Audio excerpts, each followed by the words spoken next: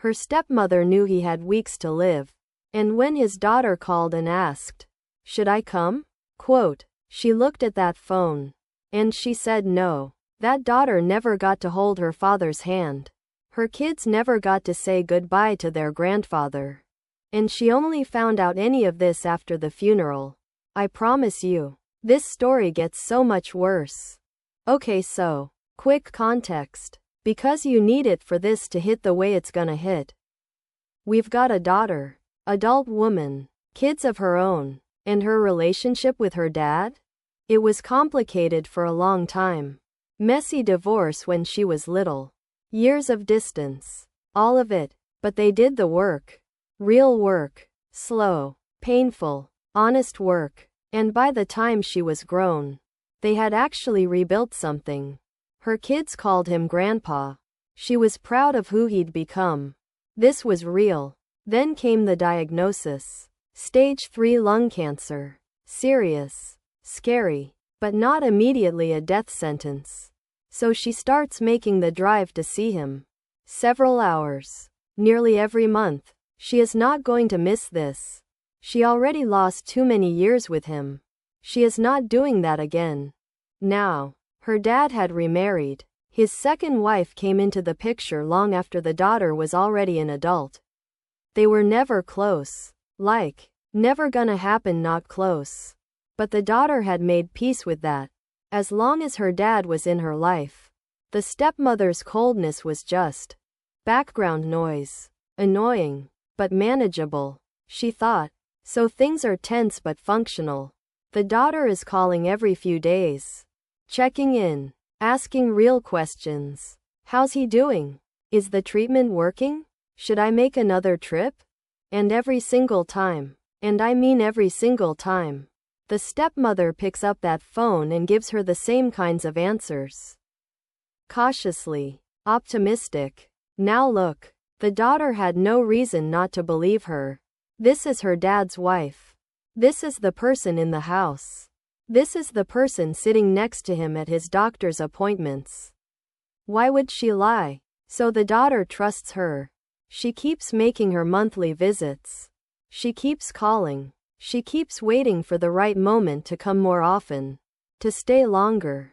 To be there. Twice. She asks directly, "Should I come sooner than I planned? Should I just get in the car right now?" Quote, both times. She waited. And then one morning, an ordinary morning, her father died. She had last seen him 6 weeks before. She wasn't there. Her kids weren't there. He died surrounded by his wife and his wife's adult children. People who had known him for a fraction of the time his own daughter had spent fighting her way back to him. I need you to just sit with that for a second. She thought she had more time. She thought she was being responsible. Trusting the person closest to him. She thought she was following the plan. There was no more time.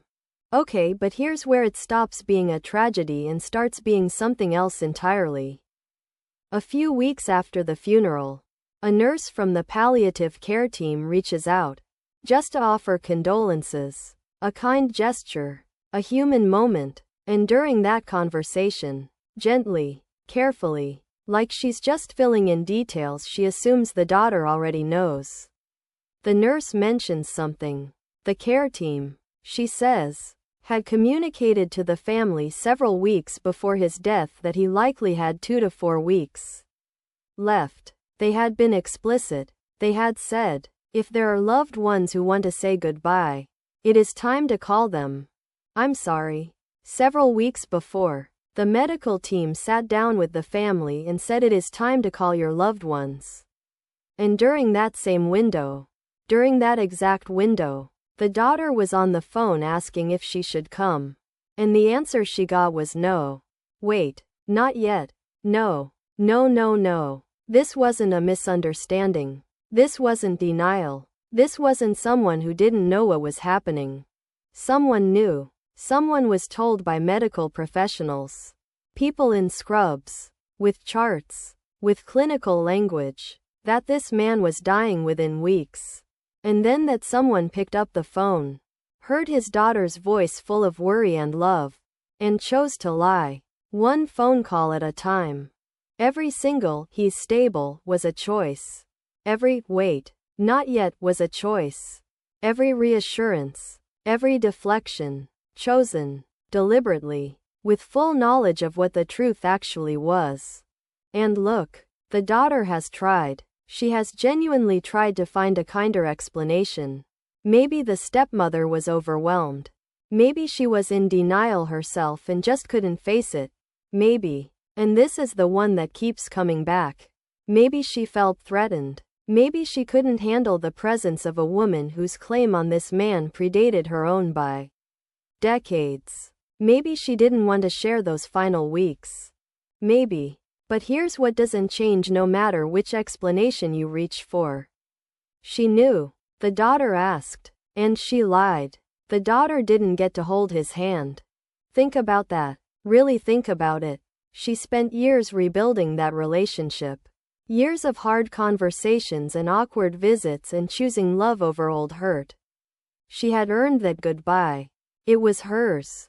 And in the final weeks of her father's life, when there was still time, when he was still there, when her kids could have sat next to him one last time, someone decided she didn't get to have it. Not because she wasn't trying. Not because she didn't care. Not because she was absent. Because someone answered the phone and made a choice. Every time she called, every reassurance, every not yet, that was the plan. That was deliberate. A slow, quiet, cold betrayal. Not done in anger. Not done in a moment of panic. Done carefully. Over weeks. Right up until there was nothing left to take. He died without knowing his daughter was being kept away. That's the part that just, I can't. So what happened after? No confrontation. No apology. No moment where the stepmother looked her in the eye and said anything real. Nothing. The daughter did not go to the formal service. She couldn't. She gathered the people from the earlier chapters of her father's life instead. Her mother. Her kids. Old friends that his second wife had apparently been freezing out for years. And they held something small. Something private. Something that actually felt like him. A goodbye that felt like it belonged to the man they actually knew. And the stepmother? Zero contact since the days immediately after he died. Zero. The daughter has made her decision. And it is final. Now. And I know what's coming. People around her have said all the things. You need to forgive. It's what he would have wanted. Holding on to this only hurts you. Maybe. Sure. Maybe all of that is true. But here's what's also true. He would have wanted her there. He would have wanted to see her face. He would have wanted to reach for his grandchildren's hands. He would have wanted that.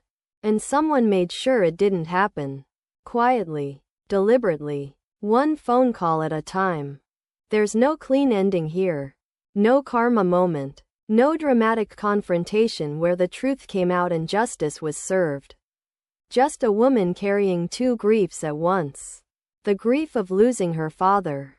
And folded inside it, the grief of the goodbye that was taken from her while she was sitting by the phone trusting the wrong person.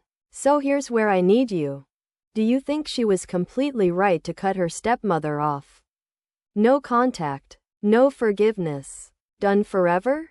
Or is there any version of this story where some kind of forgiveness makes sense? Drop your verdict in the comments.